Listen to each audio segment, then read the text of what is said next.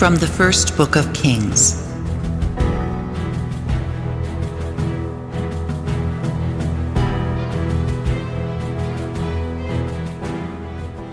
Ahab came to meet Elijah, and when he saw Elijah, he said to him, "Is it you, you disturber of Israel?"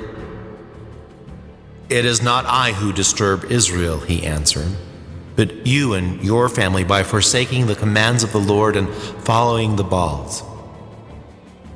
Now summon all Israel to me on Mount Carmel, as well as the 450 prophets of Baal and the 400 prophets of Asherah who eat at Jezebel's table." So Ahab sent to all the Israelites and had the prophets assemble on Mount Carmel. Elijah appealed to all the people and said, "How long will you straddle the issue? If the Lord is God, follow him. If Baal, follow him." The people, however, did not answer him. So Elijah said to the people, "I am the only surviving prophet of the Lord, and there are 450 prophets of Baal. Give us 2 young bulls. Let them choose one, cut it into pieces, and place it on the wood, but start no fire. I shall prepare the other and place it on the wood, but shall start no fire. You shall call on your gods, and I will call on the Lord. The God who answers with fire is God." All the people answered, "Agreed." Elijah then said to the prophets of Baal, "Choose one young bull and prepare it first, for there are more of you.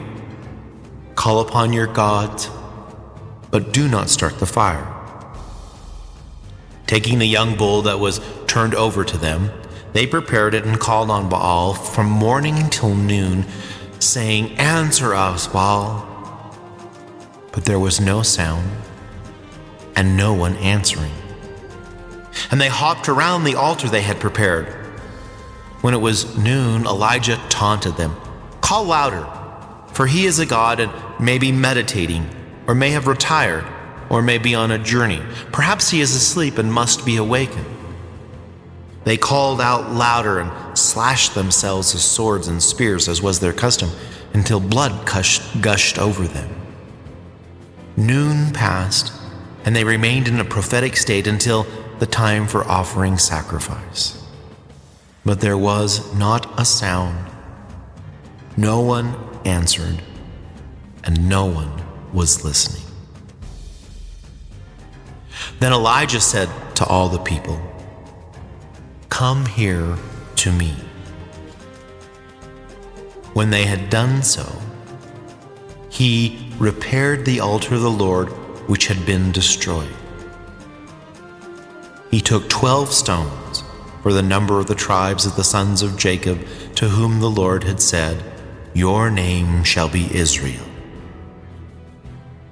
He built an altar in honor of the Lord with the stones, and made a trench around the altar large enough for 2 seahs of grain. When he had arranged the wood, he cut up the young bull and laid it on the wood. "Fill 4 jars with water," he said, "and pour it over the holocaust and over the wood." "Do it again," he said, and they did it again. "Do it a 3rd time," he said, and they did it a 3rd time. The water flowed around the altar, and the trench was filled with water. At the time for offering sacrifice, the prophet Elijah came forward and said, "Lord, God of Abraham, Isaac, and Israel, let it be known this day that you are God in Israel, and that I am your servant and have done all these things by your command. Answer me, Lord. Answer me, that this people may know that you, Lord, are God, and that you have brought them back to their senses." The Lord's fire came down and consumed the holocaust, wood, stones, and dust. It lapped up the water in the trench. Seeing this, all the people fell prostrate and said, "The Lord is God. The Lord is God." Then Elijah said to them, "Seize the prophets of Baal. Let none of them escape." They were seized, and Elijah had them brought down to the brook Kishon, and there he slit their throats.